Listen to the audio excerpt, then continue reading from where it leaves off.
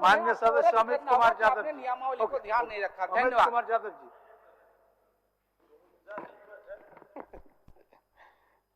अध्यक्ष महोदय, इनको थोड़ा बोलने दीजिए, उसके बाद। अध्यक्ष महोदय, आज का जो विषय है, ये विषय अपने आप में इतना बड़ा है, ये विभाग अपने आप में बड़ा है अध्यक्ष महोदय, मानव संसाधन विकास, और आज इस विषय पे चर्चा हो रही है। अध्यक्ष महोदय, सरकारें आती है, सरकारें जाती है अध्यक्ष महोदय, लेकिन राज्य के और विकास तंत्रों के साथ तो लोग सरकारें खिलवाड़ करती हैं, लेकिन देश के भविष्य जो हमारे बच्चे रहते हैं, छोटे छोटे बच्चे रहते हैं, जो विद्यालय है जहाँ पे मानव निर्माण किया जाता है अध्यक्ष महोदय, खेल सरकारें वहीं से प्रारंभ करती है। आज रोना रो रही है सरकार या सभी सदस्य रो रहे हैं।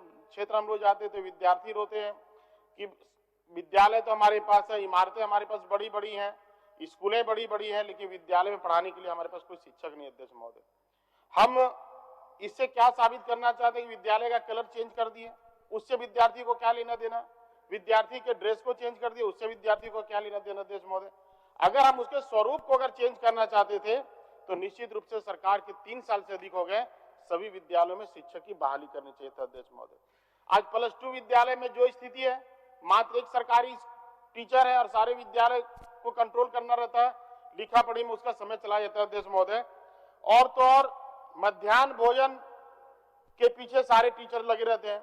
अगर विद्यालय को दुरुस्त करना चाहते हैं तो विद्यालय की संरचना को आपको खड़ा करना चाहिए। अध्यक्ष महोदय, आप दूसरे प्रदेशों में देखे होंगे, हम लोगों ने सरकार को भी पहले सुझाव दिया था कि प्रखंड मुख्यालय में अच्छे पात्र ऐसे संस्थान को आप इंप्लीमेंट करें, लाएं, और सारे का मध्याह्न भोजन एक जगह पे बने और सारे का डिस्ट्रीब्यूशन एक जगह से हो, शिक्षकों को उसमें इन्वॉल्व नहीं किया जाए। अध्यक्ष महोदय, सारे विद्यालय सुचारू रूप से भी चलेंगे और मध्याह्न भोजन भी एक समान रूप से, और उसमें गुणवत्ता में भी कोई फर्क नहीं पड़ेगा, सभी का जांच एक स्थान से हो पाएगा। अध्यक्ष महोदय, कंट्रोल भी एक अच्छी जगह से हो सकेगा। अध्यक्ष महोदय, आज हमारे क्षेत्र में पॉलिटेक्निक कॉलेज बनकर तैयार है। अध्यक्ष महोदय, डिग्री कॉलेज बरकट्टा बनकर तैयार है, पॉलिटेक्निक कॉलेज गोहाल बनकर तैयार है। इसके बावजूद आज वहां पे उसको हैंडओवर लेने के लिए कोई खड़ा नहीं है। हम और आप सभी जानते हैं अध्यक्ष महोदय की बिल्डिंग अगर बन जाए और उसमें अगर कोई नहीं रहे, उसका संचालन कोई नहीं रहे, उसका उपयोग कोई नहीं रहे, तो वो खंडर बन जाता है, जुआरियों का अड्डा बन जाता है। अध्यक्ष महोदय, इसलिए सरकार से आग्रह करना चाहते हैं कि पॉलिटेक्निक कॉलेज जो हमारा गोहाल में है और डिग्री कॉलेज जो हमारा बरकट्टा में, उसका अविलंब प्रारंभ कर दिया जाता है। अध्यक्ष महोदय, और उसी प्रकार से आज 3 वर्षों से कस्तूरबा विद्यालय हमारे चलकुस्सा में बनकर तैयार है। वहां के बच्चे जो चलकुस्सा प्रखंड के बच्चे वो बरकट्टा कस्तूरबा विद्यालय में पढ़ने के लिए जाते हैं, जबकि सब कुछ बनकर तैयार है, उसका उद्घाटन भी हो गया अध्यक्ष महोदय, लेकिन आज तक उसमें उसका खिड़की दरवाजा नहीं खुला है। इसलिए मैं आग्रह करना चाहता हूं कि पॉलिटेक्निक वहां पे कस्तूरबा विद्यालय प्रारंभ कर दिया जाए ताकि बच्चों का पठन पाठन सुदृढ़ हो सके। अध्यक्ष महोदय, आज जो मॉडल विद्यालय जो खोला गया, भारत सरकार और राज्य सरकार के पहल से मॉडल विद्यालय खोले गए। अध्यक्ष महोदय, आज एक मॉडल विद्यालय प्रखंड मुख्यालय में बच्चे दूर दूर ग्रामीण क्षेत्र से आते हैं, उनके आने जाने का कोई व्यवस्था नहीं है, उनके समुचित रहने का कोई व्यवस्था वहां पे नहीं है। अगर मॉडल विद्यालय को निश्चित रूप से राज्य के लिए बढ़िया केंद्रीय विद्यालय के तहत आप अगर उसका संचालन करना चाहते हैं, उस पैटर्न पे संचालन करना चाहते हैं, उसको आवासीय विद्यालय करने की आवश्यकता है। अध्यक्ष महोदय, अन्यथा ये मॉडल विद्यालय धूल फाकते नजर आएंगे कुछ ही दिनों में। अध्यक्ष महोदय, आज पारा शिक्षकों की बात हम करें या फिर हाल में बहाल हुए जो दूसरे जिलों में पदस्थापित शिक्षक की मैं बात करूं, सरकार ये खुद भी चाहती है, और झारखंड का जो भौगोलिक स्थिति है, संथाल के अलग भाषा है, कोल्हान के अलग भाषा, उत्तरी छोटा नागपुर के अलग भाषा है, पलामू के अलग भाषा है। उत्तरी छोटा नागपुर का अगर कोई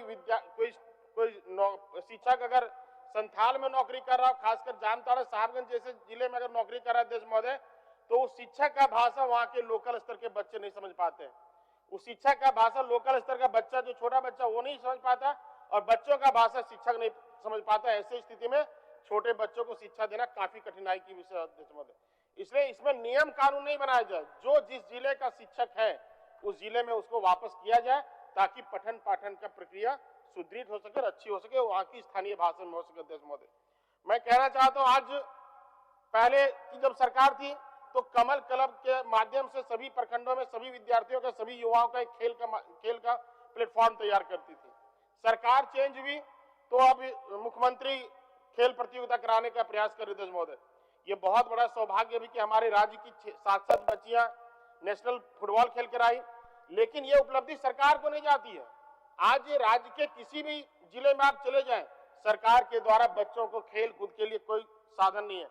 आज वर्षों से पड़ा हजारीबाग में साइंस सेंटर पद्मा अध्यक्ष महोदय, करोड़ों का अरबों का संपत्ति वहां पे खड़ा है, सब कुछ तैयार है, लेकिन वहां कोई प्रशिक्षण देने वाला वहां पे प्रशिक्षक नहीं था जो कि हमारे बच्चों को खेल के माध्यम में उसको उचित प्लेटफॉर्म दे सके, उचित माध्यम दे सके। इसलिए आग्रह करना चाहता हूं कि बच्चे जो झारखंड में है आज खेल के माध्यम में देश और दुनिया में नाम बढ़ाते, चाहे हॉकी में हो, चाहे फुटबॉल में हो, चाहे क्रिकेट में, कोई भी क्षेत्र में अध्यक्ष महोदय, उन्हें अच्छा ट्रेनर दिया जाए, सभी जिलों में दिया जाए ताकि हमारे बच्चे आगे अच्छा कर सके। अध्यक्ष महोदय, माननीय सदस्य, आज राज्य में जो सरकार कहती थी जितने भी संविदा कर्मी हो, चाहे पारा टीचर हो, सेविका हो, सहायिका हो, जल सहिया दीदी हो, पोषण सखी हो, एएनएम हो, जीएनएम हो, चाहे सहिया दीदी हो, सभी को हम रेगुलराइज करेंगे अध्यक्ष महोदय।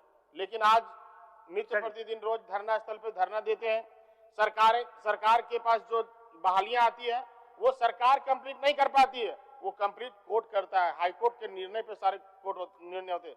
लेकिन वो जो निर्णय आते हैं, एक विद्यार्थी अगर कोर्ट जाकर निर्णय आता है तो सिर्फ वही विद्यार्थी के लिए रहता है, जबकि रहता है, लेकिन होना चाहिए पूरे विभाग के लिए होना चाहिए। अध्यक्ष महोदय, सरकार कोर्ट ने आदेश दिया कि 10 साल से ज्यादा जो संविदा पर कर्मी यहाँ राज्य सरकार को योगदान दिया है, वैसे सभी संविदा कर्मी को आप रेगुलाइज करें, लेकिन सिर्फ एक व्यक्ति होता है जिसके पक्ष में कोर्ट ने निर्णय दिया। अध्यक्ष महोदय, किताब आज यहाँ पे हम लोग दिया गया सूचना प्रौद्योगिकी गवर्नेंस का विभाग का अध्यक्ष महोदय, इसमें बातें इतनी बड़ी बड़ी लिखी हुई अध्यक्ष महोदय, लगता है कि ये मतलब ई गवर्नेंस हमारे राज्य में आ गया।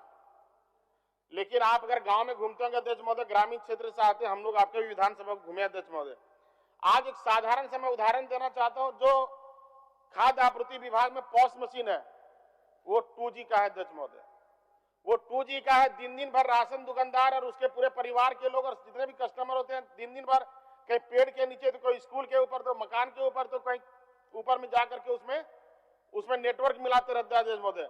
आप जहां पे खड़े आज हैं, जो राज्य का सर्वोच्च पंचायत है अध्यक्ष महोदय, अगर यहाँ मोबाइल की नेटवर्क की बात करें, एक मैसेज आप दूसरी जगह पे नहीं भेज सकते। इसलिए हमारा कहना इस किताब में माननीय सदस्य मथुरा प्रसाद मथुरा, ठीक ठीक ठीक ठीक, चलिए।